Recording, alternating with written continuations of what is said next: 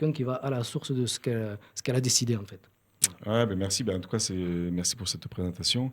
Donc, Frédéric, on a échangé un peu. Donc, moi, la première question, je me dis, bon, tu es docteur en sciences et tu passes à facilitatrice Access Bar. Alors, comment on passe, c'est quoi ton parcours? Comment on passe à ça? Alors, je vais avoir presque plusieurs réponses là-dessus parce que, en fait, ça, d'un côté, ça vient d'un parcours à long terme.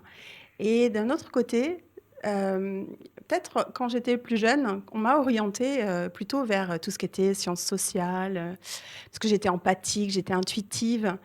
Et donc, on m'avait dirigée plutôt vers infirmière. Et au final, moi, ce que je voulais faire, c'était ce que j'étais déjà, quoi. Donc, c'était facile. Je voulais découvrir autre chose. Je voulais comprendre comment fonctionne le monde. Je voulais comprendre beaucoup plus de choses et être libre. Et pour moi, ça passait par aussi choisir sa vie, etc. Et je me suis dirigée vers les sciences.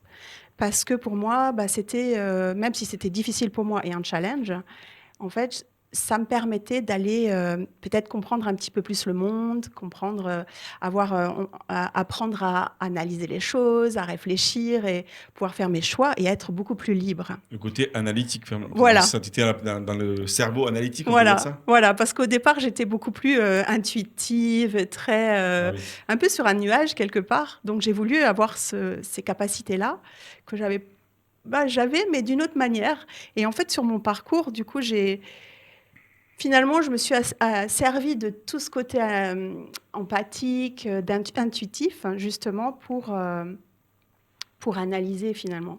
Et je sais que dans mon parcours, du coup, j'ai travaillé à la Commission européenne comme chercheur, ensuite ministère de la Défense, chez Thales aussi, après, parce que j'étais dans l'écologie, mais après, je me suis retrouvée chez Thales dans le spatial, hein, dans le marketing comment dire, tout ce qui est spatial, en fait. Et l'industrie spatiale, je cherchais le mot. Et en fait, là, on me disait que j'étais une analyste.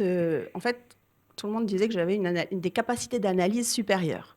Et alors, je me disais, ouais, ok, mais en réalité, après, j'ai compris, après être partie, que je me basais pas que sur l'analyse, mais aussi sur l'intuition. Ce qui fait qu'en fait, en utilisant les deux, ben, je pouvais percevoir les marchés, comment ils allaient évoluer dans le futur. Et après, j'ai utilisé l'analyse, justement, pour pouvoir expliquer pourquoi ça allait évoluer par là. Donc, c'est ça qui est intéressant. Tu Parce que... utilisais autant l'intuition que le côté analytique. Exactement. Et je me servais des deux pour créer encore plus, en fait. Et juste une question par rapport aux jeunes qui sont là. Vous qui avez fait des études, des masters, ingénierie, ça vous parle aussi ce côté-là, intuitif Je pense et que oui, pragmatique? totalement. Je me retrouve dans ce que tu dis, dans le sens où j'ai aussi ce côté très intuitif et analytique. Et je me sers au quotidien du côté intuition pour aussi prendre des décisions, parce que Mm. il y a forcément un spectre qu'on voit pas au quotidien et que l'intuition vient Mm. appuyer. En fait, ça Mm. potentialise nos capacités d'analyse, en fait, parce que pour Mm. moi, du coup, en évoluant tout au long du parcours, je me suis rendu compte que ce que je cherchais comme liberté de choix, en fait, je la trouvais pas dans l'intelligence et l'analyse, mais plutôt dans la conscience au final. Parce que la conscience, finalement, ça nous permet de tout percevoir, de savoir, au-delà même de l'intelligence. Et c'est beaucoup plus vaste. Pour moi, la conscience, c'est vraiment la nouvelle intelligence. Et quand on a plus de conscience, on peut aussi dominer, et je ne dis pas dominer dans un sens pouvoir, mais on a plus d'aisance en fait dans ce qu'on fait et d'en percevoir les choses autour de nous et de faire des choix en fonction de ce qui fonctionne pour nous, de ce qui est vraiment léger pour nous.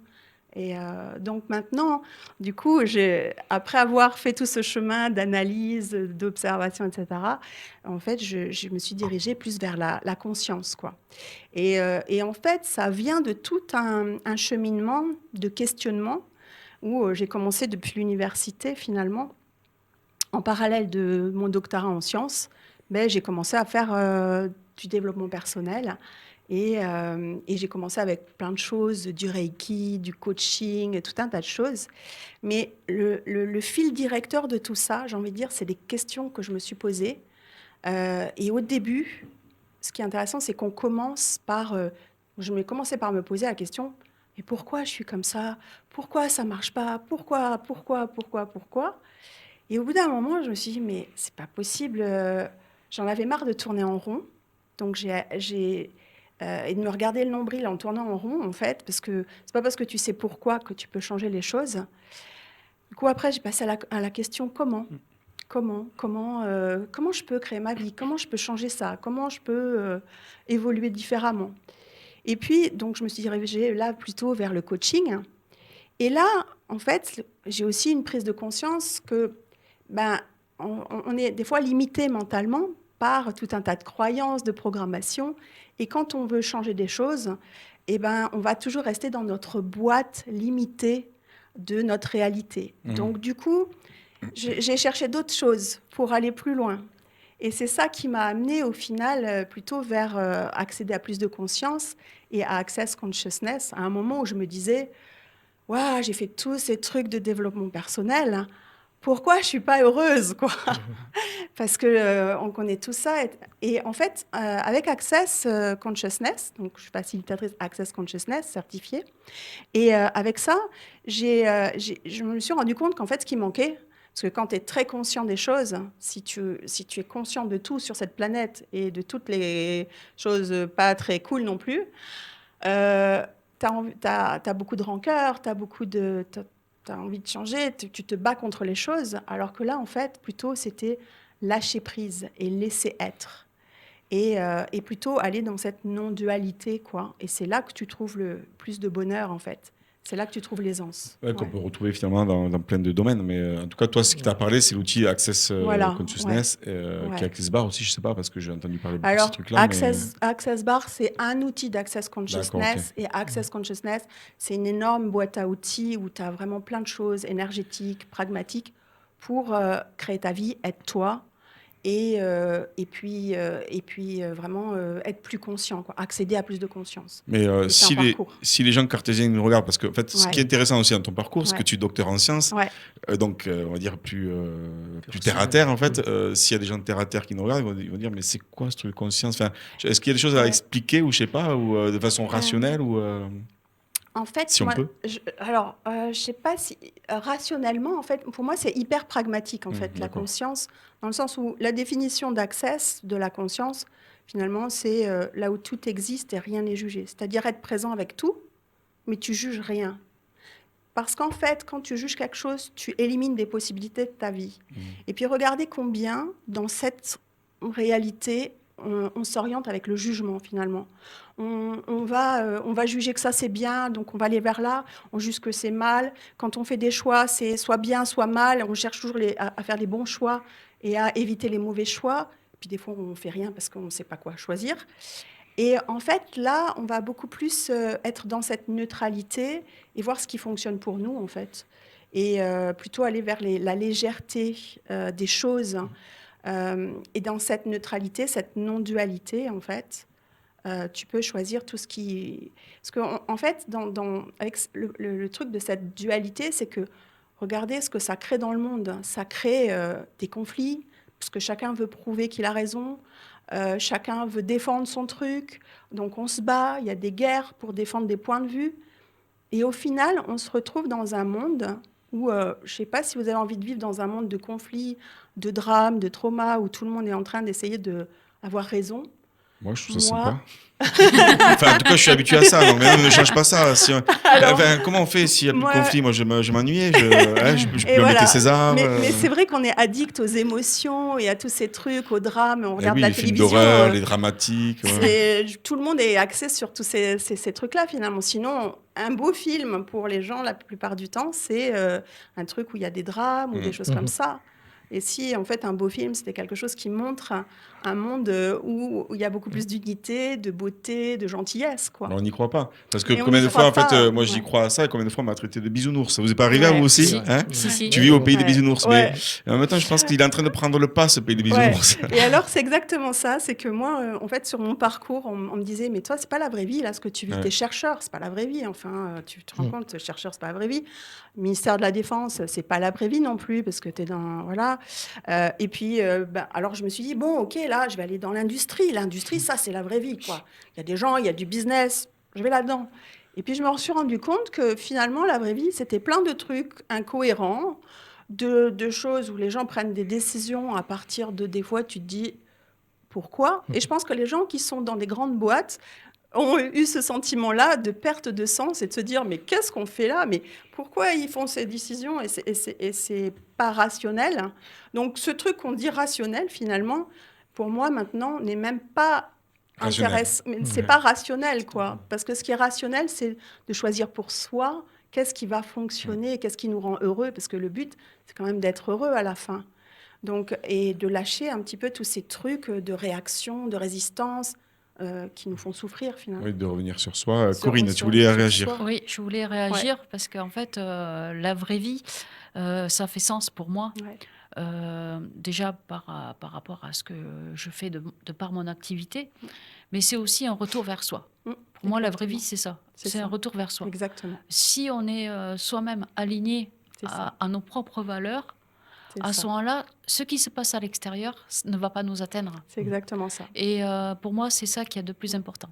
C'est le retour à Ouais. soi pour mieux donner et partager aux autres. C'est ça. Alors, ce Tout qui le est- parcours est là, en fait, d'être soi. Et c'est ça la grosse difficulté, parce que qu'est-ce que c'est qu'être soi, quoi? Et c'est vraiment revenir à la présence, parce qu'on n'est tellement pas présent avec notre corps, avec les gens autour, avec tout, que finalement, on passe notre vie un peu en autopilote, souvent, à faire des décisions en fonction de ce que les gens nous ont dit, notre éducation, en fonction de notre programmation, mais qui n'est pas nous, en fait. Donc, le retour, c'est vraiment, retour à soi, quoi. Et comment, alors, est-ce que, bon, le temps passe quand même, Ouais, et vas-y. comment, en fait, non, mais dans les actions, est-ce qu'il y a une petite chose, après, on va parler du Tibet, si Ah tu veux oui. bien, parce que moi, je me suis noté quelques trucs, mais déjà, enfin, dans les actions, qu'est-ce que tu pourrais donner des conseils, des choses, je sais pas, pour des gens qui se disent, mais comment on revient à soi, surtout quand on Ouais. parle d'égoïsme, en fait, qu'est-ce que... Ouais. Ben, en fait, revenir à soi, en fait, ça inclut les autres dans la conscience. Ah, voilà. C'est Mais pas égoïste. revenir à soi, c'est pas juste être égoïste et puis ne pas regarder les autres et puis voilà. C'est juste aussi parce on s'oublie tellement en fait et on suit tellement le chemin des autres, même ne serait-ce que on va essayer voilà, on nous dit que pour être heureux, il faut avoir la grande maison, le chien, les enfants, etc. Mais est-ce que ça fonctionne pour vous? Moi, ça ne fonctionnait pas pour moi. Donc, quand vous sentez que c'est lourd pour vous, que vous n'êtes pas heureux là-dedans, c'est que peut-être que ce n'est pas vous. Moi, par exemple, je rêve d'habiter à l'hôtel et ne pas avoir de famille et être libre et de voyager. Mais ça, on ne vous dit pas que ça vous rend heureux, Oui, par ouais, c'est vrai, exemple. ouais. Donc, du coup, parce que si tu n'es pas dans le schéma et la normalité, en fait, il y a quelque chose qui ne va pas. Mais c'est un peu de la folie d'essayer d'être normal par rapport à cette réalité. Quand on regarde cette réalité, elle ne fonctionne pas. Pourquoi est-ce qu'on voudrait être normal avec un truc qui ne marche pas, quoi, dans un truc qui ne marche pas vraiment? Donc, moi, du coup, toute la difficulté, c'est justement d'avancer et on ne sait pas trop vers quoi on avance parce que des fois, on met le pied, on perd des repères. C'est un peu aussi le samadhi indien, mais on avance, on n'a pas toujours des repères parce qu'on a perdu ses points de référence sur qu'est-ce qui est vrai ou pas. Mais du coup, on va avancer en suivant plutôt l'énergie, ce qui est juste pour nous. Après, je pars un petit peu dans des concepts un petit peu peut-être trop abstraits, mais c'est vraiment aussi être capable d'avancer sans avoir des points de référence et en créant vraiment ce qui nous convient, quoi. En fait, c'est surtout, d'après ce que je comprends, c'est en créant nos propres systèmes de référence. Ouais. Et j'aurais aimé savoir qu'est-ce que Chloé en pensait de tout ça. Des points de référence. Ah, c'est pas évident, question piège là. Hein. Ah, c'est la question. Non, mais piège. est-ce que tu vois l'énergie, tout ça, ça te parle, toi qui es peut-être dans un Cartésien. mastering, un master, voilà. Oui, non, moi, c'est Vous- vrai que j'ai plutôt tendance à être quelqu'un d'assez cartésien, donc Ouais. c'est un peu compliqué pour moi d'avoir la perception de tout ce qui est énergie, prise de conscience sur d'autres choses que justement la normalité dont tu parlais. Voilà, c'est des choses qui mettent du temps aussi, je pense, à arriver. On n'est pas en sachant comment se positionner. Justement, ça fait écho un petit peu à ce que tu Ouais. disais. Voilà, moi, débute à peine dans la vie, j'ai 21 ans à peine. C'est des choses que, oui, que j'entends de plus en plus. Je pense que nos générations, avec César, grandissent déjà un peu plus avec tout ce genre de sujets, même ne serait-ce que le bien-être personnel, chose qui n'était peut-être pas le cas à l'époque de nos parents à nous. Et encore moins au vôtre. Donc, c'est vrai que c'est quelque chose, j'ai l'impression, qui est en train d'évoluer et avec lesquels on grandit justement, nous déjà un peu plus, et les générations futures grandiront encore plus là-dedans. Ouais. Et c'est vrai que plus ça va, plus ça se réveille. Les gens, depuis le Covid, ont eu pris le temps de commencer à se poser des questions sur bon, qu'est-ce qu'on fait là, qu'est-ce qu'on veut vraiment comme vie, en fait. Ouais. Parce que pour l'instant, c'est pas nous qui créons tout ce système. Et puis souvent, les gens qui sont plus dans le développement personnel ou dans d'autres choses et qui auraient peut-être des choses à dire et à créer un monde qui serait peut-être meilleur, souvent on les voit pas parce que justement, c'est pas eux, ils vont pas chercher le pouvoir, ils vont pas chercher à être devant de la scène. Donc c'est pas forcément eux qu'on va voir en priorité et qui vont influencer le système et la création du monde dans lequel on vit, quoi. Ouais, c'est justement, je pense que c'est le moment justement, de prendre notre place et d'être plus C'est dans la ça, lumière. voilà. Ouais. Mais merci aussi Chloé, César aussi d'être là parce que c'est intéressant de voir comment la jeunesse, voilà, des vingtaines d'années, est-ce que dans vos amis, on parle justement d'énergie, de développement personnel, ou est-ce que c'est que nous les plus vieux là qui en parlons? Eh bien, moi, en ce qui me concerne, de plus en plus, c'est vrai que moi, c'est quelque chose que je mets pas tellement sur le tapis. Comme je vous le disais tout à l'heure, je suis assez cartésienne sur pas mal de sujets, mais c'est vrai que même ne serait-ce qu'en étant à l'école, je me rends compte pendant des journées de cours tout à fait normales, oui, mais t'as pas eu l'impression, l'intuition que c'est posé simplement et bêtement dans des phrases et des conversations aussi bêtes qu'elles puissent être, hein, des discussions à la cafette entre midi et deux, voilà. Et c'est vrai que mais t'as pas l'impression que ça c'est un signe ou quelque chose. C'est amené très légèrement. Ça, c'est pas quelque chose qui va nous prendre non plus des heures et des heures, mais c'est des bouts de phrases, des bouts de conversation qui sont beaucoup plus récurrents que ce que j'aurais pu imaginer. En fait, moi j'ai toujours grandi plus ou moins dans ma famille avec des gens qui croyaient à ce genre de choses et qui étaient convaincus de tout ce qui était énergie, ce genre de choses. Donc je me suis dit, bon, c'est mon cas, mais c'est peut-être pas le cas de tout le monde, de mon entourage à l'école ou autre. Et au final, je me rends compte de plus en plus que ça prend part dans les conversations quotidiennes. C'est bien que tu en parles en fait, parce qu'on va parler à la fin de cette émission, mais celle qui dure 2 heures en fait, que vous retrouvez sur YouTube. On va parler des signes tout à l'heure avec tout le monde. Frédéric, parce que par rapport au temps qui nous reste, dans tout ce que tu nous dis, bon, tu m'avais parlé aussi que tu étais parti, tu as beaucoup voyagé aussi pour te former, et notamment au Tibet. On va aller voir quelques photos. Qu'est-ce que tu as fait là-bas par exemple? Au Tibet, en fait, je suis partie, on était un groupe de 13 personnes, on est parti juste après la réouverture. Alors ça fait longtemps, hein. C'était juste après la réouverture du Tibet, je sais pas, je crois que c'était en 2000 ou quelque chose comme ça, et où vraiment ils voyaient pas tellement de blancs ou d'autres personnes, et on est allé faire le tour du mont Kailash, et donc ça a été vraiment une expérience aussi extrêmement difficile parce que il y avait beaucoup d'ego entre les gens, parce que le milieu spirituel, des fois, tout le monde croit savoir, etc.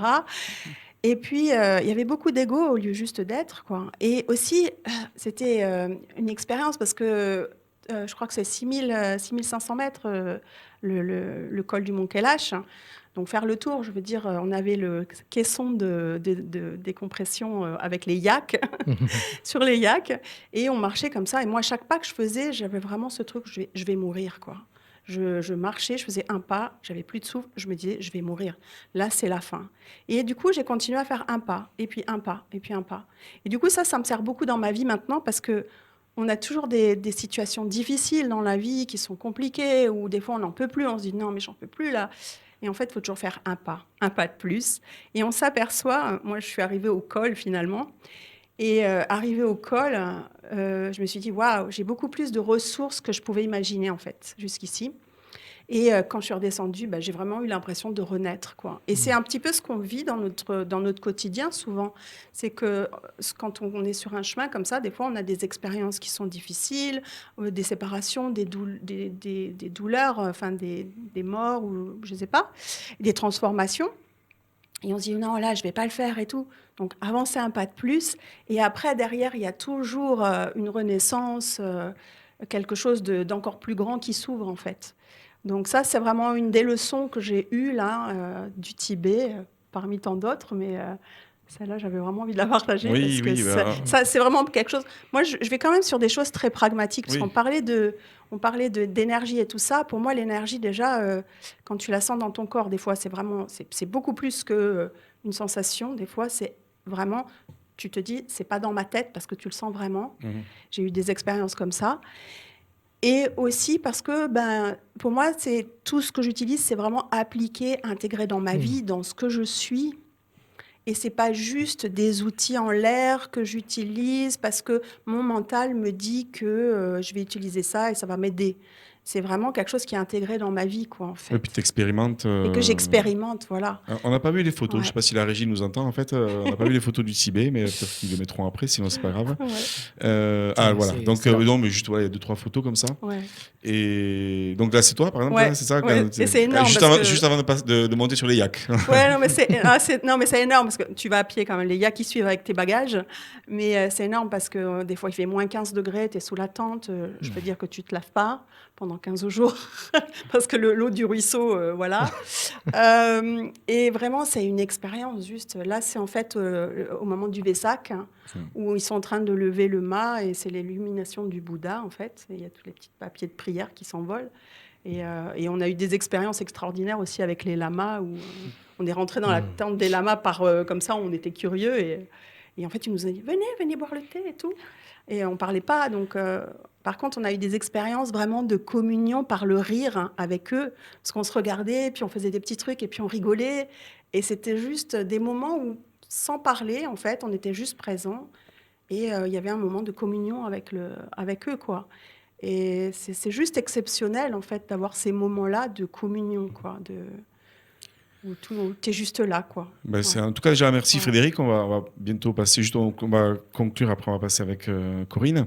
Ouais. Merci déjà, parce que c'était intéressant. Merci Sébastien d'avoir invité, parce que ce côté aussi pragmatique, docteur Ouais. en sciences, en même temps intuitif, finalement c'est l'intuitif qui prend le dessus. C'est chouette, Ouais. ça. Et puis bon, avec les échanges, c'était vraiment intéressant. Ouais. Est-ce que tu as des actualités, site internet ou, je sais pas, Oui, alors j'ai un site internet, en fait, c'est Let Go and Live, mon site. Let Go and Live, ok. Enfin, On le mettra Ouais, dans voilà, YouTube, sur notre ouais. chaîne, on mettra tous les... Ouais. tous En fait, les ce que liens. je fais, c'est qu'on n'a pas dit au début, mais donc je suis facilitatrice certifiée Access Consciousness. Du coup, je fais des classes avancées. Je fais pas que des classes de bar, mais aussi des classes avancées aussi pour aller lâcher les fondations sur lesquelles on a construit notre vie et qui nous fait marcher en autopilote. Et puis, je fais aussi de la Kundalini activation parce que c'est aussi quelque chose qui va nous qui réanime l'énergie de vie qu'on est. Et actuellement, il y a beaucoup de gens qui sont en mode survie. Donc, c'est vraiment quelque chose qui va rebooster cette énergie de vie, quoi, endormie.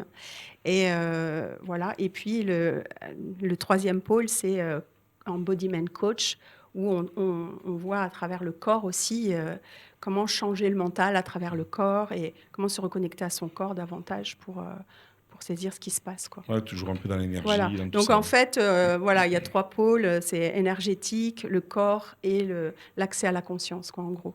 Et du coup, je me sens beaucoup plus alignée avec ces 3 choses-là pour moi.